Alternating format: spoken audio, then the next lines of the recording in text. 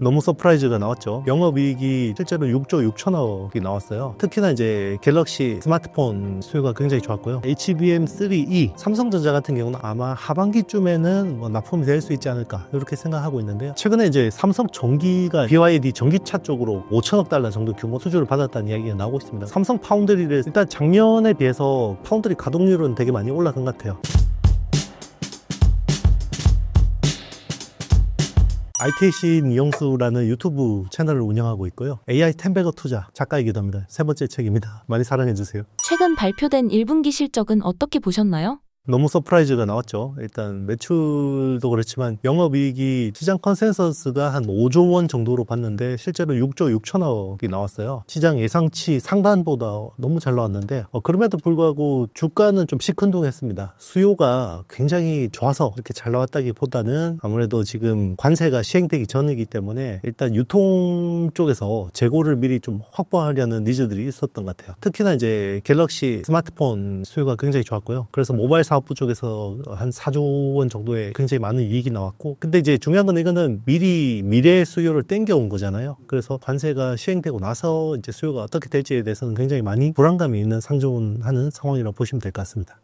AI 수요 확대와 삼성전자 메모리 반도체 경쟁력은 어떻게 보시나요? AI 쪽은 아직까지 기대하는 것들이 못 나오고 있죠. 일단 HBM이 상반기 중에는 뭔가 그래도 엔비디아 코어를 받고 납품이 되지 않을까 생각했는데 지금 반도체 D램 자체를 재설계를 하고 있는 상황이죠. 그래서 1A라고 하는 그 14나노 공정의 칩을 재설계를 해서 이걸 이제 HBM 적용하려고 하는 상황이고, 1A가 이제 제대로 뭔가 재설계가 돼야지 1B 12나노 그리고 1C 10나노 초반까지 다 이렇게 이제 순차적으로 진행이 되게 되는 거거든요. 그래서 그거 지금 열심히 하고 있는 상황인데, 오히려 지금 삼성전자 같은 경우는 레거시 쪽, 그러니까 기존의 스마트폰이나 PC 쪽의 수요들이 살아나게 되면서 오히려 그쪽 범용 D램 그리고 낸드 플래시 가격이 굉장히 빠른 속도로 반등하고 있습니다. 그래서 삼성전자의 올해 이제 이익 전망치가 굉장히 이제 긍정적으로 지금 바뀌고 있는 상황이죠.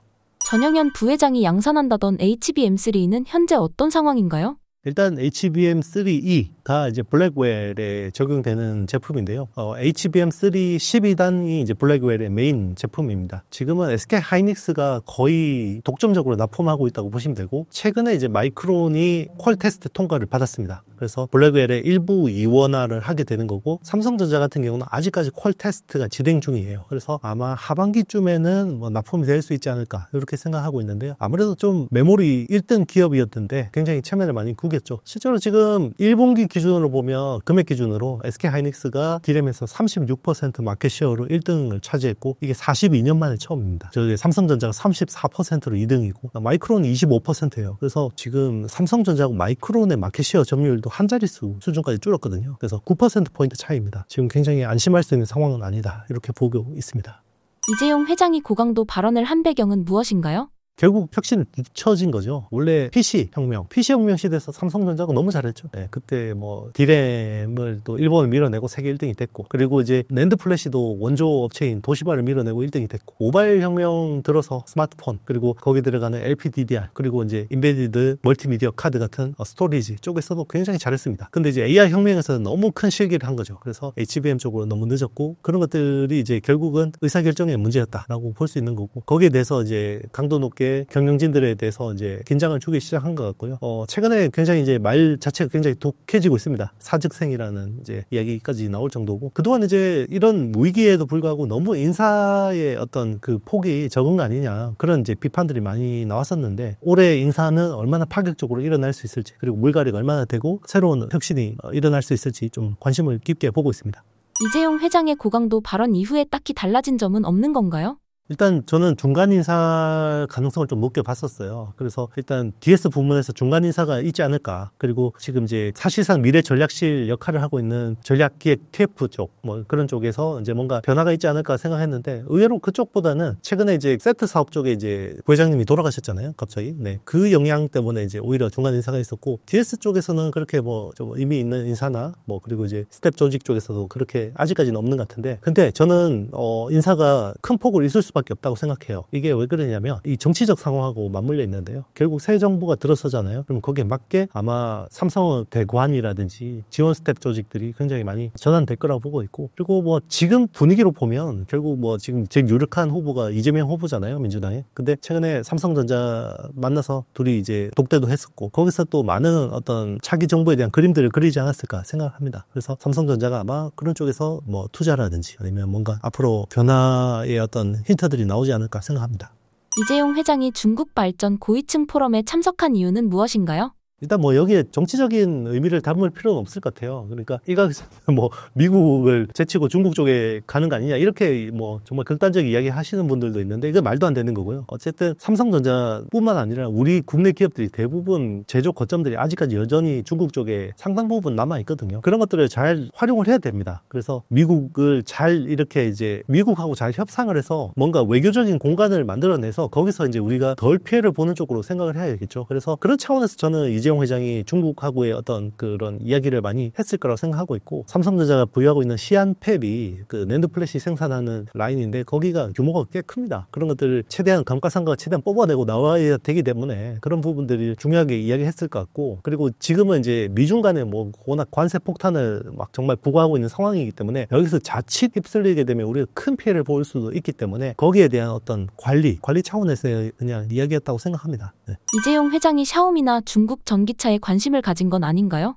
최근에 이제 삼성 전기가 이제 그 MLCC라고 하죠. 멀티 세라믹 콘덴서. 그쪽에 BYD 전기차 쪽으로 굉장히 큰 규모의 수주를 받았다는 이야기가 나오고 있습니다. 그래서 5천억 달러 정도 규모다. 뭐 이런 이야기까지 나오고 있는데 그런 쪽에서 뭔가 협력이 나오고 있는 것 같아요. 그리고 이제 뭐 반도체 쪽도 메모리도 충분히 그런 쪽도 가능하겠죠. 뭐 지금은 핸드셋 쪽이 메인이죠. 스마트폰이나 PC 쪽에 이제 메인으로 납품하고 있는데 점점 더 이제 자동차 자체가 이제 점점 더 전장화되고 거기에 전자 부품들이 많이 필요해지기 때문에 거기서 뭔가 또 삼성 그룹의 차원에서 뭔가 좀 이제 기회를 잡으려고 좀 하는 것들이 있는 것 같고, 그 어떻게 보면 그 신호탄이 저는 삼성 전기 MLCC의 BYD 협력이라고 볼 수 있고요. 그리고 최근에 이제 뭐 부상하는 중국 기업들이 되게 많습니다. 샤오미도 워낙 지금 잘하고 있고요. 샤오미도 전기차 지금 굉장히 잘하고 있거든요. 그런 쪽에서 계속해서 공간을 넓혀가는 게 중요할 것 같아요. 미국의 심기를 거스르면서까지 뭔가 비즈니스를 할 필요는 없지만 미국이 하지 말라는 거 빼고는 해도 되는 거잖아요. 거기서 이제 너무 과잉으로 해서 오히려 막 그 비즈니스 기회를 외면하는 경우도 있는데 그런 정도는 아니다. 그래서 좀 더 뭔가 우리가 어떤 외교적인 공간을 확보해서 거기서 뭔가 기회를 잡겠다. 그 정도가 아닐까 생각합니다. 삼성전자 입장에서는 지금 그런 것 같아요. 삼성 파운드리 생산의 현재 상황은 어떤가요? 일단 작년에 비해서 그 파운드리 가동률은 되게 많이 올라간 것 같아요. 작년 같은 경우는 파운드리 가동률이 거의 70% 언더로 떨어졌었거든요. 그래서 실제로 일부 라인들을 셧다운을 하기도 했었고요. 근데 작년 말에 영업통 사업부장이 왔잖아요. 그래서 열심히 영업을 해서 팹을 채우고 있는데 여전히 적자 상황입니다. 그래서 여전히 적자고 이거는 이제 고객이 부족해서 그런 거고요. 물량이 부족하면 결국 그 감가상각의 비용도 못 맞추는 상황이거든요. 그래서 지금 분기에 보면 우리가 비인 메모리라고 하는 쪽에서 거의 2조 가까이 적자가 나고 있는 상황인데 그런 것들을 이제 적자를 줄이기 위해서 계속해서 노력하고 있고, 여기를 이제 채우는데 중요한 수요처 중에 하나가 이제 중국 팹리스라고 보시면 될 것 같습니다. 국내에 있는 팹리스 업체들 다 합쳐도 한 300개 안 되거든요. 300개 안 되고 그중에서 삼성 파운드리를 쓰는 첨단 공정을 쓰는 업체들은 10%도 안 됩니다. 그러면 실제로 몇십 개 안 되는 거죠. 근데 중국에는 삼성 파운드리 잠재 고객이라고 하는 팹리스 업체들이 3,000개가 넘어요. 그러니까 그쪽은 굉장히 기회가 많은데, 다만 이제 또 중국의 어떤 너무 이렇게 이제 비즈니스를 하다 보면 미국하고의 관계가 불편해지면 안 되는 부분들이 있죠. 그런 것들을 좀 잘 관리하면서 해야 되는 것 같습니다.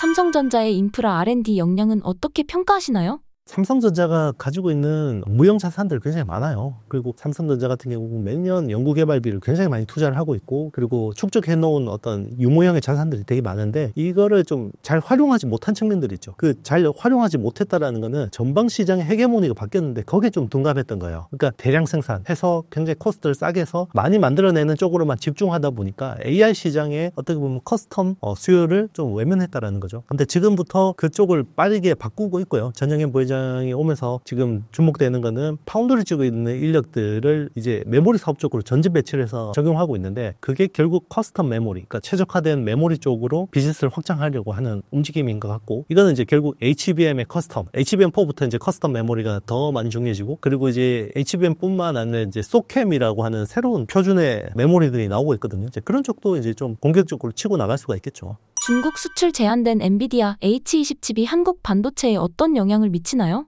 좋지 않은 상황이죠. 만약에 지금 엔비디아의 전체 매출에서 중국 그래도 매출 비중이 20%가 넘거든요. 적은 규모는 아닙니다. 그런데 저는 H20의 제재 같은 것들을 길게 끌고 가기는 힘들 거라고 생각해요. 트럼프 자체가 이미 지난번에 약점이 노출됐고요. 트럼프 취임 초에는 뭐 워낙 강력하고 그리고 이제 의회까지 공화당이 장악했기 때문에 워낙 탄력이 받던 상황이었고, 근데 얼마 전에 이제 미 국채 금리가 튀어오르면서 화들짝 놀랐잖아요. 거기서 약점이 이미 노출된 거예요. 그래서 지금 트럼프가 더 세게 밀고 가기는 쉽지 않은 건데, 지금은 이제 오히려 약한 모습 보여주면 더 궁지에 몰릴 수 있다 이런 생각을 하는 것 같아요. 그래서 오히려 조금 이제 더 지금은 무리를 해서 좀 강한 척 블러핑을 하는 것 같은데, 그 일환으로 지금 H20 칩 제재 조치를 한 것 같아요. 그래서 이거를 길게 끌고 가기는 쉽지 않다라는 부분이 있는데, 우선은 실리콘밸리에 트럼프를 지지했던 사람들이 있죠. 이제 기술 리더들 그리고 월가의 어떤 사람들이 트럼프를 지지했었는데, 계속해서 주가가 내리다 보면 그 사람들이 이제 한계에 오는 거죠. 이제 인내 한계가 오는 거고, 거기에 대해서 이제 지지해서 이제 완전히 그냥 안티로 돌아설 수가 있는 상황이고요. 그리고 이제 그게 트럼프의 어떤 지지율에서도 지금